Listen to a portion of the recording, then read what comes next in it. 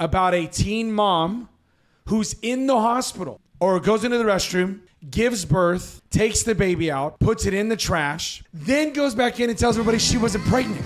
And they got footage of this. So what's the world coming to, Bishop?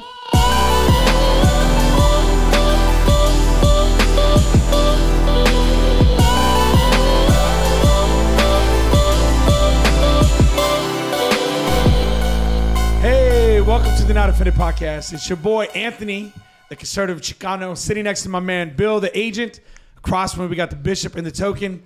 We want to take a minute right now, and we want to welcome everybody who's been tuning in. Many of you know that we had a clip that went viral this last week, and we picked up a lot of new followers. Thank you so much for tuning in. Our number one objective here is to talk about culture and its influence in the church. And of course, that means we're probably going to talk a little bit about politics or a lot of bit about politics. It just depends on what's going on. But we're really here to sound the alarm on how culture is infiltrating the church and really the moral depravity of this world. So we want to thank you so much. You can find us on Spotify, iTunes. Please, as you know, you can find us on YouTube as well, or our clips on Instagram. Thank you so much. We want to encourage you to like, subscribe, and even put a notification out there that we are on and that we have these clips going. So we appreciate you guys so much. But hey, we got a hot one today, guys. As you know, we've been keeping up with all things, not just in California. We are located in the 559, but we do keep up with stuff going on. And there was this thing that came out. As you guys know, we've been talking about the right for life. And we were talking about how once you start devaluing life, everything just goes out the window, right? And so I came across this article in New Mexico about a teen mom who's in the hospital, gives birth or goes into the restroom, gives birth, takes the baby out, puts it in the trash, puts him, it's a boy, in the trash. We're allowed to say the gender. Boy, are we good with that? Yeah, we're still There's two genders. We're still in agreement. Two genders. Plumbing or no plumbing, we're good? Okay. You got any or outie. Okay. So puts it in the trash, then goes back in and tells everybody she wasn't pregnant.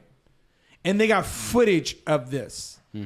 So what's the world coming to, Bishop? What's the world coming to? People are just giving birth to babies in bathrooms and throwing them in the trash. What's going on, man? Unfortunately, it's not something new. I remember a long time ago, maybe when I was in high school, a little bit afterwards, it was a girl at prom, gave birth, put the baby in a dumpster, and went back. At your prom? No, not my prom. Oh, wow. I was going to say, what kind of ghetto prom you going to, man? No, you guys usually talk about where I'm from being bad. Yeah. All right. No, not where I'm from. But I don't think it's anything new. But help me. By the way, there's a little caveat to the story. She went to the hospital the first time and listen to this, took a pregnancy test. The nurse comes in and says, hey, you're pregnant. You know what she says? That's impossible. I didn't have sex. Yeah, she keeps something from mom and dad there. But she does know there's 400 genders. Well, Mormons claim if you just lay with each other and someone pushes the bed up and down, that's not having sex. Oh, is that what that is? Yeah. Oh, okay. What did you just say? I don't know where that's going. I don't want to get too graphic, but Mormons is like, man and woman come together in the bed, but they don't do any motions. Okay. So wait, there's a third person in the room? Third person. Just proceed down the bed. Man, we... Don't move. Yeah. Mike, what's the world coming to? What's going on here? Oh, man, I think I saw a headline from because, you know, at the gym, they have all the different TVs. Right. And I can't remember which news outlet it was. And it talked about the rate of childhood or child, teen, and young adult, like depression. Sure. Is just skyrocketing. It is. It's through the roof. And I think that we have a bunch of hopeless people out there. You have, you know, what's going through this girl's mind where she feels like she has to do that, you know? Okay, but help me to understand. You're in the hospital. Why not just give your baby up? Well, it just shows you how far she's gone. Yeah, that was the most surprising part for me. I've watched the video. It just sounded like she was just non-emotional about it. And just, you know, for her to go take the pregnancy, you know she's pregnant, and deliver the baby. But she didn't have sex. No emotion. Or her parents don't know that she's pregnant.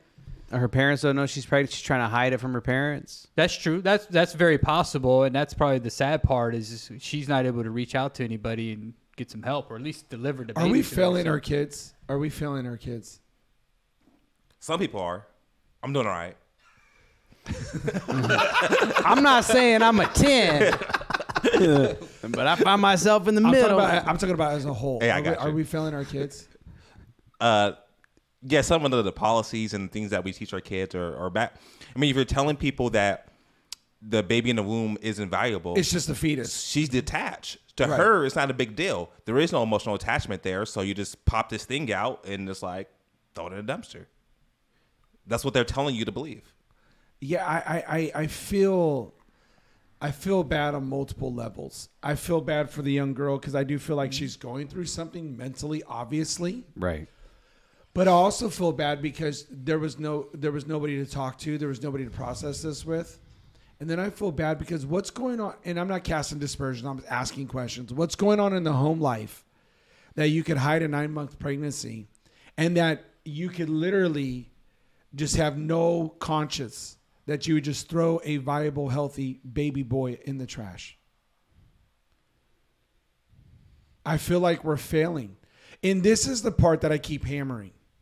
We are allowing people to dictate to us what is important, what is necessary, and we're missing the common essence of humanity, which is to do no harm, which is, people always say love, which is to care for thy neighbor.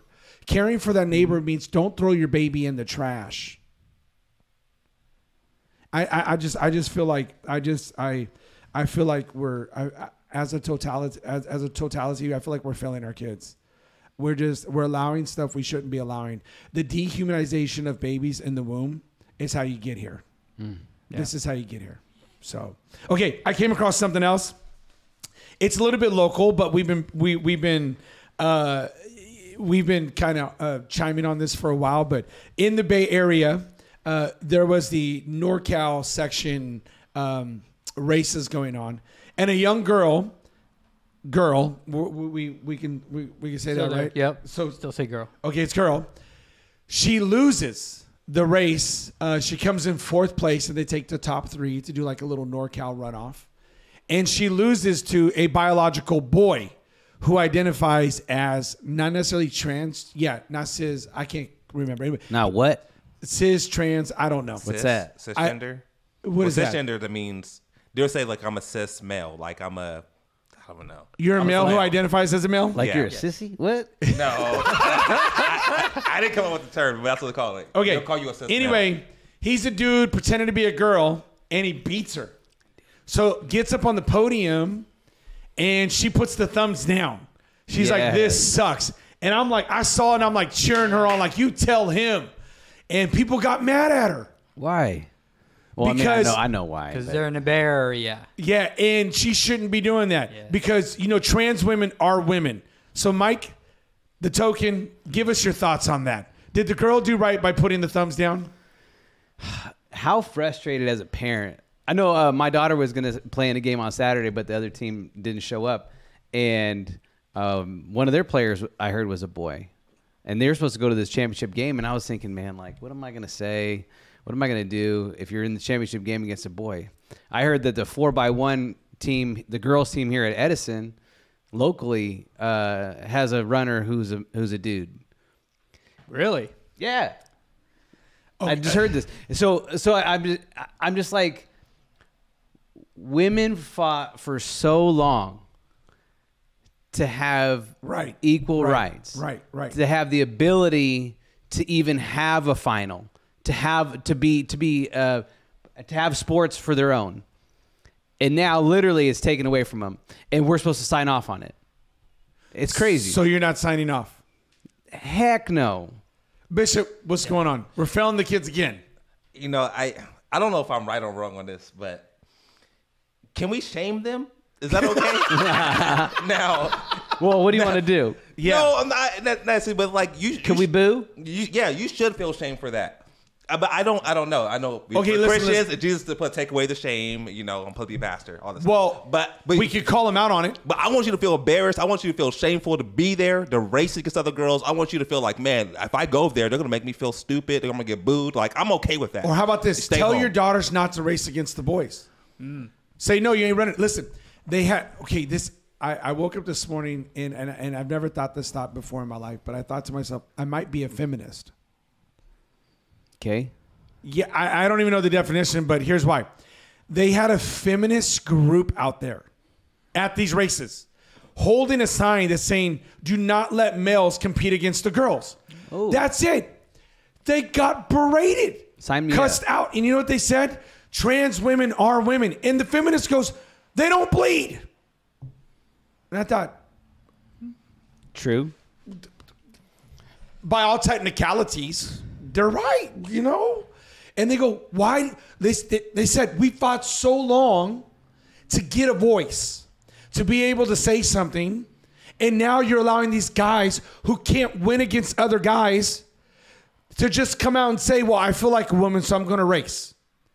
And this is what happens. And our girls get pushed aside. Bill, help me. Yeah, I go back to the parents on this. Like, so you went to Sean. Yeah, if you're silent on this and you have daughters, and you're kind of going along with this, just wait till it happens to your, personally to you. What are you gonna say? Oh yeah, I was itching last weekend. I was like, man, if this kid shows up, man, I might throw stuff at him. No, I'm just joking. But that male is taking somebody's daughter's place. Right. Yeah. Right. And so you're going to talk about opportunities later on, scholarships, those type of things. They're going to take it from your daughters. And so if you sit on the sideline and be silent, man, it's going to hit you somehow. I just think you said booed, right? Shamed. Leah Thomas, I don't even know his real name. Anyway, he's a swimmer. He competed this last 2 weeks ago, and they booed him. They booed him when he won. Nice. And it's like, bro, you're 6'4". Like, for real? I don't have an advantage. Yeah. They showed the people diving into the water. He's a whole body length ahead already. And you know what? The sorry sucker wouldn't even make it on another swim team as a guy. He'd be like 150th nationally. No wonder he wants to go swim over there, because he knows he can't compete. Man, don't get me started. That's just, you know what? Boo for the dude. Boo. I remember our kids were playing in the soccer league, and those boys and girls together, 5-6 years old. Yeah, they allow that. And one of the other kids on the other team he was a big kid, and he kept hitting some of the girls on our team. And I don't think he was doing it intentionally, but I was like, man, like, the coach needs to say something, because he's really taking out these girls. Is he a big kid? He was a big kid. But my son likes hitting kids when he plays soccer. So I was like, and I always tell him not to. I was like, you know what? You can go hit that kid, because he keeps hitting the girls on the team. We got to protect the girls. Yeah. Like, this was legal, and I told my son, nah, that dude can't keep hitting the girls on our team. Go take that food. And he sure enough, he did. Why is it so hard to protect the girls? Why? Because they're afraid to hurt the trans person's feelings. Guess what? I want to hurt their feelings. Get out of there. Tell me how you really feel. Go ahead. It's therapy. Go ahead. Get it off your chest. When people do stupid stuff and say stupid stuff, and they keep going in that way, tell them they're stupid. Now, if they want to change their ways, help them out. Be loving, be kind, teach them the right way. But if they want to keep being stupid, eventually you got to tell them they're stupid. Guess what? You're being stupid. Get off the field. Okay. Get off the track. Well, listen to this. Talk about there might be a little bit of a shift going on here, a little bit of momentum swing shift. People are starting to wake up. In London, which you guys got to know that London's pretty radical. It's pretty liberal. Yeah. In the city of Ontario, London, there was a school that wanted to celebrate Pride. And you can pick this up. I picked this up off of, I think it was Fox News or somebody ran with this and I just grabbed it. And 400 students said, no, we're not celebrating Pride Week, Pride Day, Pride nothing. And I'm not putting on any Pride colors. Dig a little deeper into the story. And something happened here. 90, I think they said 90. They couldn't get the exact number, but 90 to 95% of the students that stayed home, all Muslim. They said, we don't do that. We don't do that gay stuff. We don't do that pride stuff. It's against our religion. So a Muslim does it, and they're exercising their faith. A Christian does it, and they're a bigot. Nice. So my question to you is, you think they're going to call out these Muslim people and call them bigots? Oh, not a chance. Why? Not a chance. Because they're not. You can only be a bigot if you're a Christian. You're only a bigot if you're a Christian? I tried to ask a guy at my gym who's Muslim, and I was trying to ask him. He wouldn't give me a direct answer. I'm like, are you guys being affected? Is this being affected in your church or your mosque? And he wouldn't give me a direct answer at first. Eventually, he basically said, no, we're not teaching that. And it was like, yeah, they're not messing with them. Because guess what? They're more willing to die for their faith. That's a good point. They're a lot more radical. Yeah. Christians are a lot more loving, a lot more kind. And people know that. Yeah. They're like, man, I ain't messing with them. Well, I can just see the left, the liberals' brains just explode on this one to go, okay, what do we do here? Do we side with the Muslims? Do we side with the... They go, yes, hey, don't run that. Don't run that. Don't run that, for sure. That's not getting ABC, played. don't run that. Right. CBS, don't run that. Right. Don't. We cannot run that. We ain't winning this one. Yeah, so because what we know here is that you have the left who lines up with the Muslims normally. You got the Omars, you got the Cortezes, all these people aligned with the Muslim left. And now, you mean like the black Muslims? Yes. No, she's not. No. You got to leave. These aren't black Muslims necessarily per se. This Middle Eastern Muslims. But here's the irony. If you go to the Middle East and you go between Tel Aviv and you go from Tel Aviv and maybe to like the West Bank or to a predominantly Arab Muslim area, there is more leniency in Tel Aviv than there is in those other Arab areas. PragerU did a whole documentary on this. And this is what I'm saying. This might be a slight little shift here of where the left starts to lose their hold on the Muslim groups. Because this is one thing they can't get behind. This goes against every tenet of their faith. And now you're starting to see it. This is a very liberal city here. And they said, they're staying home. Come say something. And everybody's, whoop. I don't know. Am I being too optimistic here? Is there a changing of the winds? Nah, I don't know about that. But there's always a chance. There's always a chance that this opens the door for people to actually exercise their religious beliefs and not be a bigot. You never know. Okay, can I take it a step further? Real quick, just for this segment, Not Offended Podcast. Thank you for tuning in. Like, subscribe, comment, and we'll get back to you. Okay, I want to take this a little further. So you're working out of school. You're a Muslim. You adhere to the Muslim faith, and a girl walks in who identifies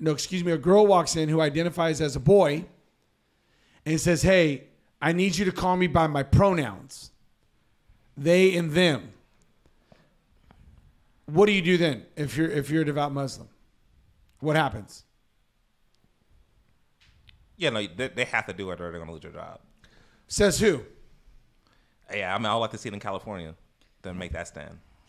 Yeah, but then it goes against their faith. Then you can claim, religious discrimination there. How does that go? No, I don't think that's going to work. That's not going to fly to the school? No, not if it's policy. I'm telling you, hey, when you open up Pandora's box, this is going to get real interesting. So I have a friend, and they work in the school system, and a young girl comes in, and she identifies as a boy. The young girl identifies as a boy, but there's only one problem. She's still a girl, and she's having her period, and she's having bad cramps. And she's having a lot of issues. So they call the mom and they say, hey, your daughter is having complications here and she needs to go home. And so the mom and her work it out. The mom's going to come get her, blah, blah, blah. Walk away, and her supervisor goes, hey, listen, they don't like to be called a girl, and they prefer their pronouns or they and them. So next time, that's what you need to do. And so my friend turns around and goes, well, they and them are bleeding, so she is a girl, and I don't care. Boys don't bleed. And she's got some serious female issues. And I was like, doesn't that just make sense? Like, boys don't bleed. I mean, what do you think is going to happen? So you're saying my friend is in trouble? It's very possible. What is going on? California. That's the policies. It's in place. It's not like what's going to happen. Yeah. It's in place right now. Hey, so This is so confusing. All right, so you're working the ER. They rush in a gunshot patient coming through the hallway, and they have to like label what they are, right? So you got I got a 45-year-old male, female. It is she, they, them coming down the hallway. Right. Like you need to know what you're treating. Right. If you're working in a school as as a nurse or in whatever capacity that is, that happened already. They had a transgendered. They had a woman who identified as a man. They were having complications with pregnancy because they still had all this stuff. So I don't know what that's called when you're a woman who identifies as a man. So I don't know if you're trans man or I'm confused. Long story short, they're having complications. They go to the ER, and they say, "Hey, you're having complications with your baby." They keep labeling her as a female. She gets irate and says, "I'm not a female. I'm a male." Finally, the doctor looks at her and says, "Fine, you can believe whatever you want to believe, but males don't get pregnant, and right now you're a female and you're having problems, and if we don't help you, the baby dies." How? So this is what they're saying. I'm not defending them. Help me. Help me. Yeah, you got to help us. So you have to get rid of your definition of what a man and woman is to understand what they're saying. So they're saying a man can either have a penis or a vagina. You can't say that. Have again. they not seen Kindergarten Cop? You cannot say that again because YouTube will block us. Gotcha. Okay. So that's what they're saying, that you can have either you can have a baby or you can be the one to help make babies. There you go. That's better. That's what they're saying. They could be either or. So you have to find out what type of man they are, what type of woman they are. Wow. I'm a simple person who does simple math. Either you gots the plumbing to have a baby or you don't gots the plumbing to have a baby. Yeah. They're saying that there's two types of males, there's two types of females. Okay. Or women. Whatever. And that's how delusional they are. Well, yeah, okay. They're crazy. Okay. Again, call what it is. So what's next? What if somebody says, "Hey, I feel like I'm supposed to be an amputee. Please cut off my legs." Yeah, it's already happened. A lady went blind. She blinded herself. She's like, what? Yeah, Dr. Phil interviewed her. He was like, okay. She felt like she was supposed to be blind, so she blinded herself. So can we agree this is mental issues then? Yeah, she put drain on her eyes. She did what? Oh man, she put drain on. Yeah, her you're doing way like, too you much. regret doing this? She was like, "I regret the way I did it." She put drain on her eyes when made herself blind. She identifies as a blind person. So if everything is fluid, right? It's based on what you feel. Yeah, there's no end to it. Yeah, there's no end. There's no end to it. Yeah. And you have to defend it. If you're defending... What's coming is pedophiles. That's what's coming. Exactly. So if you're defending trans right now, right, and you're defending a man can become a woman, you have to go and keep defending all these other crazy things. You're going to have to because it's fluid. You can become whatever you want to become. Is race still fluid? Actually, it wasn't fluid. Fluid race actually makes more sense. You know, I can be white and I can be Asian, right? But you actually are white and Asian. Right. That's what I'm saying. But Deshaun, you're Brazilian. One like, I'm still confused. Right?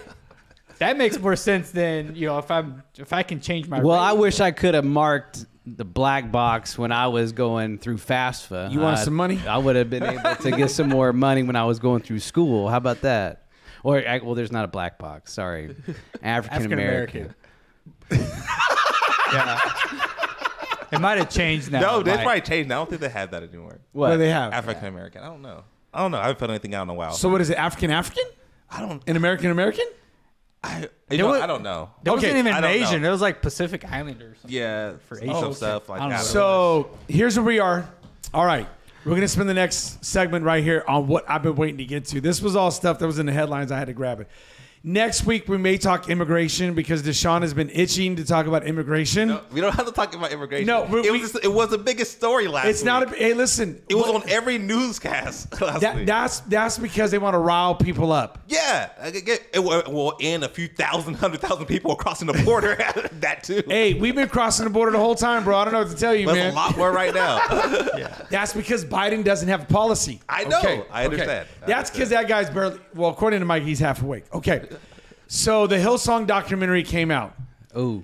This is about Hillsong's a huge church, $100 million a year, 150,000 people globally. I mean, it's a huge deal. It came out on FX. We all watched it. So let's go with your first impressions. Mike, What? Mike is the token. What was your first impression? Give it to me, man. From one white man to the next on that show, give it to me. What was your first impression? Your people. Your church. Your people. This is your church. Well, if it was my church, I'd be getting paid. Well, maybe not. Not everyone's getting paid. Yeah, they said volunteers work like dogs. And Yeah, but nothing. they said the people on stage were white. They did say that. Yeah. Someone working for free. All right. First impression. First impression is that they open it up with this girl who I do not believe at all. Okay. And so I'm like, man, like, I wish you could give me somebody I feel like is a little bit more credible when they open it up. We live in a time where we're supposed to believe all women. Nah, that ain't true. Ask the guy, the Matt Ariza, the punter. punter. We gotta talk about that next week. Wasn't even there, and he lost his job in the NFL. Yep. Shaggy said it wasn't me. Matt Ariza's new theme song. It wasn't him. Well, part of it's his fault, but we can talk about it next week. Okay, we'll talk about that. Okay, so Okay, you don't first believe? impression. Yeah. Okay. So as I kept watching, there was I feel like there was a lot of truth to it, but there was definitely parts where I was like, man, I don't know like how much of this is true. All right. Bishop, first impression. Yes, same thing. Some of it I was like, I don't know how much I believe. They really took a lot of shots at what's the guy's name? Carl Lentz. Yeah. Some of the stuff I'm like, I don't know. I think you guys just want to bash him. So you thought the documentary was a bash session on Carl Lentz? Some of the people are just saying they're just hurt. Well, some of the stuff might be true, and so they just want to. Okay, we'll get into that. I didn't pick that up at all. I wasn't getting that vibe at all. Bill, you go ahead. Yeah, I haven't got to watch the first episode yet. It's okay, Bill, but you got to see the trailer. I'll catch up. So I'm gonna have more questions than anything. My thought is how is this documentary painting the Big C Church Terribly. right? Ooh. So is that the whole point? Takeaway. It was like, man, this is a church. Like, I don't want this to represent church. They spent an hour. This all the pictures of it. I was like, this isn't church. This isn't worshiping God. These people are here just to have a good time. They spent an hour bashing the Big C Church. Okay. So that brings me to my next question. What do you think the point of the documentary was? What was the point? I mean, I definitely think there was an undertone of bashing the church, for sure. Okay. You like the gal that was talking about Pentecostals. Oh yeah. It's like, yeah, I mean, you could say what she was saying was true, but you also didn't paint the picture of all the people who aren't like that. Oh, like snake handlers? Yeah, and so I felt like it was very much like, how many of those people who were they interviewing still go to church? Right. You know, so if it was, I'm watching it. Well, the gay worship leader isn't in church. He said that. I'm watching it going, these are all these people who, you know, have deconstructed their faith and have walked away from the Lord, and these people hate Jesus. What about you? In terms of what was the whole point of what do you think the whole point of the documentary was? I don't know. I don't know what they're trying to do. I can't pinpoint it. I can guess. I think with documentaries, right? It's for to get as many people to view it, right? So views, money, on entertainment, all that stuff. And this is a story that's out there right now. You're going to get both sides that really will maybe watch it. You get the church that wants to know what's happened. You get people who hate the church that might want to come in and look at it. That's a good point. And so maybe that's why they're painting this kind of rift against this church. Sure. Well, I saw something I thought was very, very telling. There's two components. I thought in the opening credits, and we're going to show you the opening credits right here. In the opening credits, did you see that snake? There's a serpent. Who does the serpent represent? Who's the serpent? Satan. Why are you going to put Satan in the opening credits? Because you're trying to cast aspersion. You're using visual imagery to paint a narrative already that this church was either ran by Satan or Satan influenced them. Something to do with the darkness. When we know as Bible believers that Jesus stomped the serpent, that the serpent is only ever classified as one thing, to steal, kill, and destroy. But yet you put that imagery in there because you already subliminally want to tell people that every Christian has a little demon in them, and they're only out to build a nonprofit organization because they want to run it like a corporation and make millions and millions and millions of dollars. That was the whole goal. But there was something bigger here that you guys, I don't even know if you caught it, but there was a subversive theme throughout the whole thing. And that is, they were a conservative church. They were a white conservative church. Because if there's one thing that we cannot stand in America, it's a white conservative church. But if there's something even larger we can't stand in America, it's when people of color go to those white conservative churches. And that's what they kept bashing. Carl Lentz just happened to be another one of those. He was a fake front man. He wanted you to believe that Black Lives Matters because he got up on stage and said it. But then he didn't do nothing about it because his boss, Brian Houston, was a white conservative church person. That's what the gay guy said. That's what the gay guy. And then they pull up videos of Paula White and all these other people. Oh, they voted for Trump. A lot of people voted for Trump. Doesn't make it right or wrong. It just people voted for Joe Biden, and he's doing. Look how he's. I don't even know what he's doing, but that's not the point. Sleeping right now. Probably his nap time. But the point is this: that's the whole subversive thing. Is we're going to paint this picture. We're going to paint this picture that they look. This is what they kept saying. Outwardly, they look very progressive. Yeah. So here's my question: what is a progressive church? What's a progressive church? What does that mean? Somebody says, are you a progressive church? Well, what does that mean? I'd like to hear anybody interpretation. Give me some. I don't know if they were talking about when they were mentioning that. You guys could help me out. Were they talking about their values, or were they talking about like how they did church? They're talking about on the outside, everybody thought they were a progressive church. It looks like they'll support gay marriage. It looks like they would be marching down the street yelling Black Lives Matter. He did. No, but supporting the organization. They did. His Hillsong New York Church was out there in the streets supporting Black Lives Matters. And doing stuff about it. No, I don't think like that. 100%. He was? 100%. They show a clip, and it looks like he's like out there hugging somebody who's marching or something like that. Yeah, so if that would be the case, then he did put up a front. Why you say that? Because he's a conservative Christian. That's who they are. And if you're out there doing those things, you're putting on the front to get people in the door. Okay, you don't stand with those values of Black Lives Matter. Okay. So you're playing both sides. Then. Exactly. That's what I say. That's the danger of playing both sides. Yeah, they're you better come up front on who you are. You better. He's not doing it. Okay, so he wanted a party. Hey, he wanted a party. He's like, hey, let's just not mess with the flow of the party. So how do I keep everybody happy? That's what Jake was talking about earlier, and I agree. Like, how do I keep everybody happy? So then he okayed the gay guy going on Survivor or whatever it was. He did. He said, you do you. Be your authentic self. Absolutely. Go ahead. Tell everybody. That's fine. We had a meeting with the group of black people and told them, how he was going to try to promote them or whatever it may be, try to keep everybody happy. But then it was his boss who came behind him and was like, no, we don't do. He started being more conservative. So maybe Carl wasn't. He's out there marching and screaming Black Lives Matter from the stage. He said it. I watched that sermon. I saw him say that. Put it on the front. Why? Why is he doing it? I don't know. Maybe he really isn't a believer. I don't know. Maybe he doesn't believe it. Maybe he's there to have a good time. Keep everyone happy. Who is wrong in this case? Is Carl Lentz wrong or is his boss wrong? How do you defend Carl Lentz? For that, you don't. How do you defend him, period? Because at the end of episode 1, he comes on like he's the victim. Oh, my gosh. Yeah, the one thing that the only place I feel like I could defend him on is talking about the things that they criticized him preaching, like how emotional he was or how they say he must put on the front.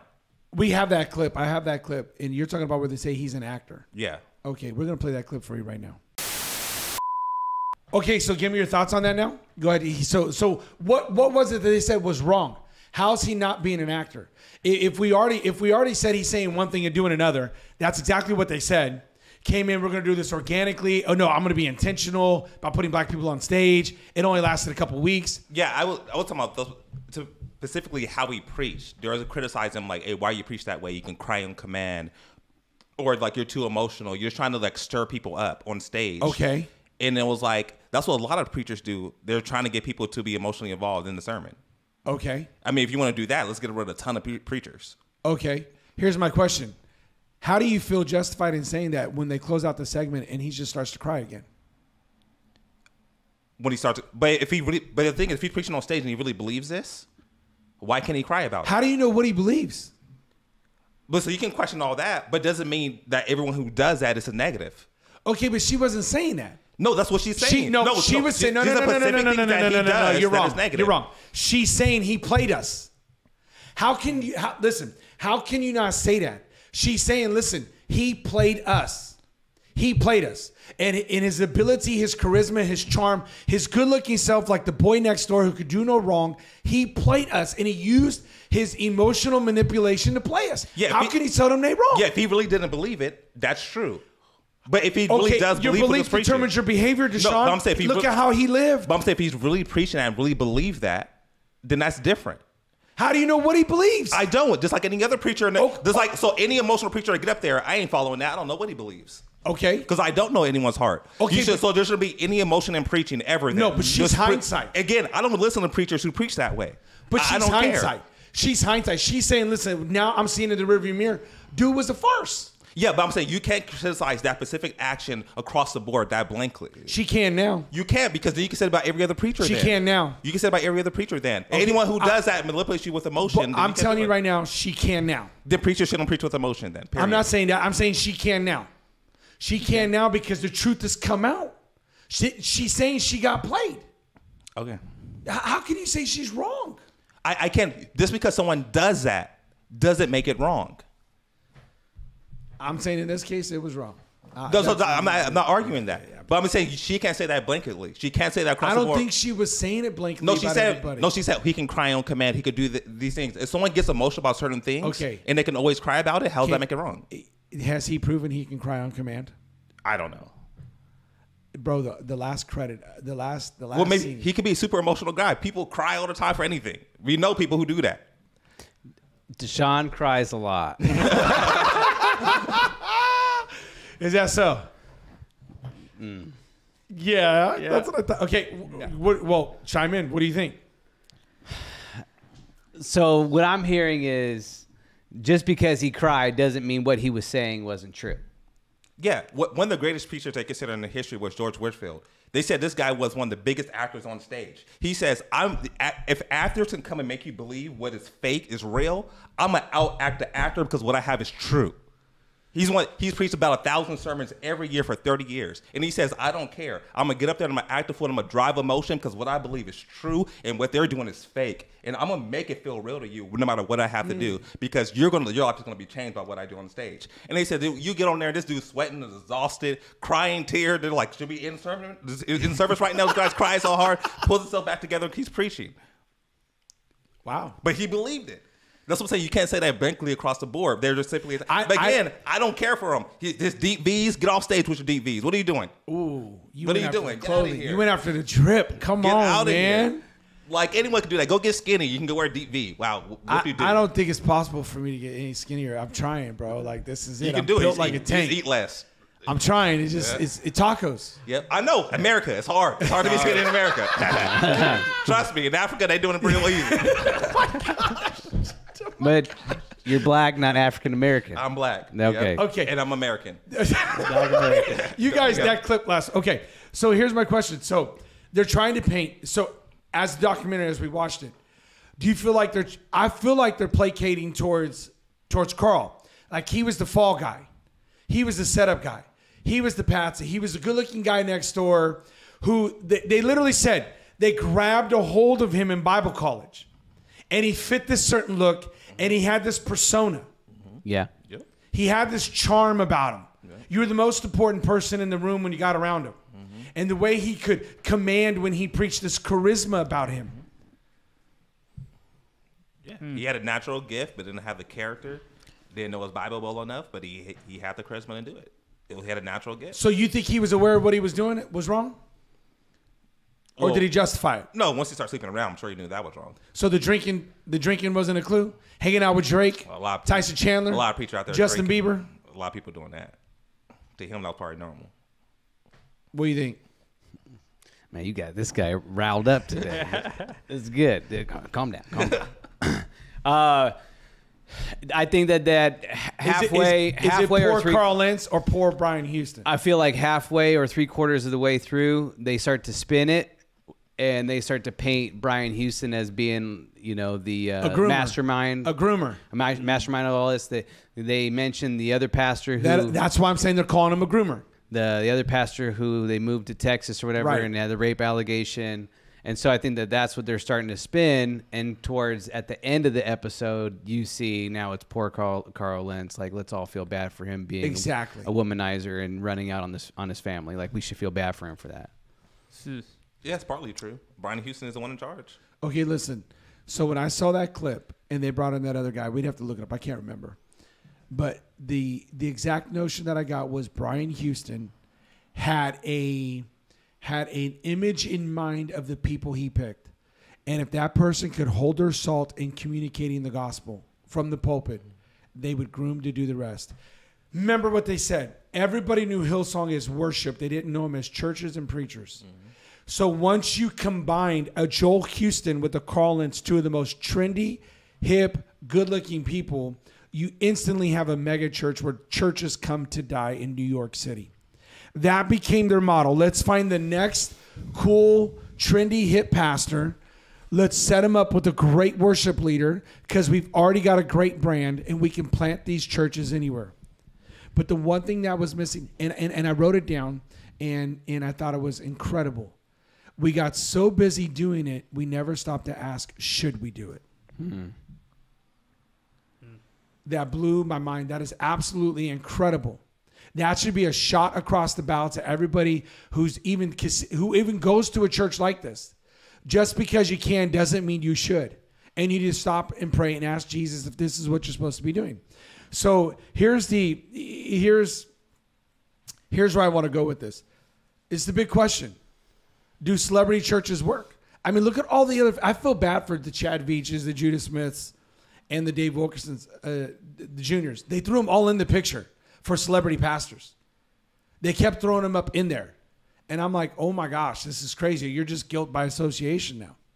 And even Furtick's picture was up on the wall on one of those segments. Do celebrity churches work? Or if these churches don't adhere to biblical standards, they're going to fall too. Are these churches working? Are they actually producing disciples? Are they actually making an impact? Or are they just trending on Snapchat and Instagram? Are they just got viral moments? Are they impacting the kingdom? What say you, Bishop? I know the biggest, during the documentary, when they were showing people just lined up outside, wanting to come, like trying to get into church, I was like, people are not coming for church. That's all I just felt like. People aren't coming for church. They're not coming to honor and worship God, to glorify him. They're coming for a concert, and they see a guy give a cool speech to feel motivated. People aren't coming and giving their life to Christ, giving up things. It's. How do you know that? It doesn't look that way. I'm saying this is my feeling of looking at it. I was like, I don't see people being these devout believers now in changing their community and changing New York. It's just, I'm here for a concert. I never heard him preach. So, I mean, even the little clips they show, again, they also have an agenda. But it's not about glorifying God. Yeah, I guess I'm a little, I'll ride the fence a little bit because, why not? I mean, it's almost, I feel like it's equating like you're more spiritual if you're broke. Okay. People. Are you broke? Do you feel more spiritual? Broke, yeah. More spiritual. Yeah, I don't know. At times, I guess. I don't know. But people equate like, oh, you're more spiritual if you don't have money. People who have money, they're not. Churches who are large are less spiritual than those churches who are small. Well, I don't know if you can necessarily like make that. You can make that judgment. I feel like if you have a large group of people coming and it's all about the worship and about the person that's preaching, because he's big on social media, and I don't see how they're getting more and more to show reverence to God, to show reverence and like, what can I deny myself of? It's like, no, people are dressed like me, they look like me, so I just like being here. It's not. I don't feel like there's plenty of people. What I'm hearing you say is, when you get masses in that number, I don't think you're going to. What I'm hearing you say is there was a large portion of people who just like the fact that Carl Lentz was their pastor. I got this hot, trendy, good-looking pastor as my pastor. Huge on Instagram. I'm gonna blow up. What do you think, Bill? But how do you know? But how do you know that? Just because I'm going to give you 4 identifiable markers that I feel that you just need to be cautious because your church is turning into a celebrity church. I'm just going to give you 4 in a second, but let's. But if you have if you have a mom and pop's church down the street that's been there for the last 40 years and has 25 people, but they're different 25 people every other year, they can't pay their I'm not saying that, but what is he? I guarantee you're not preaching about doctrine, about sanctification, about living your life a certain way, just like freaking Joel Osteen. It's a great motivational speech. Great, happy for you. How many people are actually going to heaven? They feel good. I feel motivated when I leave. I feel inspired to do what? Wow. You feel good about yourself? Yeah. What did you have for breakfast this morning? No, I was like, it doesn't make any. Mike don't even know how to respond. You're a new you. Yeah. No, I mean, you preached at another church yesterday, and you found some fuego or something, bro. No, there's great pastors who are preaching the truth. I mean, I love Gateway Church. I love Church of the Highlands, who are speaking the truth of the gospel, and people are coming and being reverent towards God. But you see that it's like I don't see it there. Again, they could be painting the picture a certain way. Okay. What do you got? Do celebrity churches work? Celebrity churches. Okay, so what's the focus of the church? I think anything that you're putting above Jesus, right? It's going to become a problem. Like this Carl Lentz documentary. If you're telling me it's becoming about Carl Lentz, then the documentary is a problem, right? It's not bringing people to Jesus. It's not painting a good picture of Jesus. It's actually doing the opposite. And I think I said this last week. Like this documentary could do more damage than what Carl Lentz did in Falling. Oh yeah. And for him to go out there and give his story, that's what they're hoping. Yeah. And so it's doubling down, and Christians and the church has to go back through this emotional thing again. Okay, I just gotta ask a question, just because you're right. I agree. And just a quick question, okay? Then I want to talk about these 4 things in closing. Welcome to the Not Offended Podcast. We talk about culture, its influence on the church. Yo, man, this is a hot one. We're getting into it now. So we talked about it last week. Carl Lentz does this Instagram post, says, hey, I didn't know they were going to do all this. After watching this first episode, after hearing what you hear, do you think he knew what was going on? No, you should know. If he didn't know, he should have known. Okay, is he getting paid? Mike, talk to me, Mike. Is he getting paid? And he does a serenity prayer at the end of the show. It says, "I'm gonna cry my makeup off." Dude, this guy, I missed that part. I didn't see that yet, I guess. Yeah. Is he getting paid, Bishop? He's getting paid, but I still could believe you he didn't like know everything. this guy. No, I still could believe he didn't know everything. You like this guy. No, I didn't say I like him. You like him. No, you defended him like I used to defend Mike Todd. No, never heard him preach. I barely learned his name like a couple months ago. I'm gonna tell you, Carl Lentz can preach. Trust me, I don't care about Hillsong or Carl Lentz. I tell you the truth, I don't care about them. I'm not listening to them. I've never heard Brian Houston preach. Don't care either. I don't think I've ever heard Brian Houston preach, but I don't care. But I do like Hillsong worship, just so you know. I saw him in concert like 3 times. I mean, it's not bad, but if they was gone, I wouldn't care either. Wow. Whoa. Okay. So I got some thoughts on the celebrity church. This is my warning to you. This is my harbinger. This is my declaration that you could take this to the bank.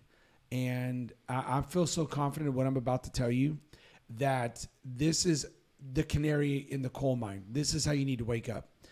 This is how 4 signs that I say you can start recognizing that you're in a celebrity church, where it's starting to shift from the vision of being all about how do we glorify God, the mission of Jesus, which is to lead people to others. Number 1, there's a pure sense of a lack of accountability. You don't have board members who know about the finances. You don't know about the pastor's personal life. You don't have people who he is accountable to. All pastors are going to make a mistake. We all make a mistake, but do you own that mistake? Do you say, hey, listen, I made a mistake, and if there is a mistake, there's a course of correction, and depending on the moral severity of it, then there's also a moral path to get it right. Pastors will make a mistake, but are they accountable? One question: do you think they knew that Hillsong knew where the money was going, but they didn't want to share it, or they really didn't know? Oh, they know where the money's going. Okay, you always know where the money's going. So this is the point: you got to have accountability. And the lack of accountability is the first sign something is going wrong. Something is going on. And we can talk about what a pastor should make later. Number 2, there's a lack of connection. There's this There's this all-star persona that we who are on stage are better than you who sit in the pews. We are on stage and we appear to be godlike, and you guys are mere men and women, and you're mortals and we're immortals. That's not how it works. If your worship team ain't getting off the stage and meeting people, get rid of your worship team. If your pastor's too busy to meet people, get rid of your pastor. You need to have connections. You need to know that this person is a person and they're personable. I don't do this whole, well, I'm just an introvert, I don't like to meet people, blah, blah, blah. You need to meet somebody, even if it's one person. You need to meet somebody, but you need to have a connection. And is that connection permeating in the church, or you turn it into a concert where people line up just to get in so they can say that they've been there, so they can take an Instagram picture or a Snapchat video and say, hey, look at us. We were at the trendy place. Next, are they preaching the Bible? I don't want to hear your quick tips to get healthy. I don't want to know about your diet plan. I want to know, do you read your Bible? Do you hermeneutically go through it? Do you exegete the text? Do you have some personal application that leads to transformation? I don't need to know about your 7 great habits. I need to know that you've read 7 great biblical principles. And this is the problem. You start getting into, hey guys, I wrote a book. Let me share a chapter out of the book. No, did you get into the book that matters? Are you copying somebody's sermon, or are you getting fresh bread? Are you getting manna from heaven, or are you taking somebody's rotten leftover pieces? If you're not in the word where Jesus is speaking to you, and according to Matthew 4:4, man does not live by bread alone, but by every word that proceeds out of the mouth of God, you need to be warned that you're in a church that is just plagiarizing. They're copying everything from the worship to the preaching. You've been warned. By the way, this is what will get rid of progressivism in the church. When the pastor opens up the Bible, then you'll get rid of progressivism in the church, because the Bible is your moral freaking compass. How about that for what the freak? Okay, I'm done on that part. Let's go. Number 4, all right. When you promote the man over the ministry. When you promote the man in his social media platform over the biblical message and Jesus being glorified, you need to run. When it becomes all about that man, every man of God knows you're supposed to be turning the glory back to God. I too am a servant. When the pastor gets too big to sweep the floor, to park a car, to do a hospital visit, when the pastor gets too big to where he can't serve other people, you've been warned. Now, I'm not saying they can't get busy, but when they get so busy that they can't do the small things, the little things, where they're above that, you have been warned. These are the 4 signs that I just wanted to tell you. Y'all been warned. This is what happens. This is my clarion call. This is me telling everybody, you've been put on notice that this is a sign. And this is what happened. If you go back and you look at the 4 points and principles that I pointed out, you look and you can check all those boxes at Hillsong. Yeah. She even said Carl got so busy, he wasn't around. If you are a pastor of a church, your primary focus is for you to be in your pulpit that God has called you to, the sheep of your pastor. That's it. You need to be there. Now, you can go off a couple weekends of the year, but there's got to be a bar minimum that you set with your board. You tell your board, you know what? I'm going to be here at least 42 out of the, what is it, 56 in the year? You know, I'm going to be here at least that, preaching in this pulpit. But you got these people get so big, they go on every other Sunday. You take these 4 principles and you apply them, and I'm telling you right now, they keep your butt in check. Bottom line, you take these 4 principles that'll keep your butt in check. This has been the Not Offended Podcast. Thank you so much for tuning in. We'll see y'all next week. Peace, we're out.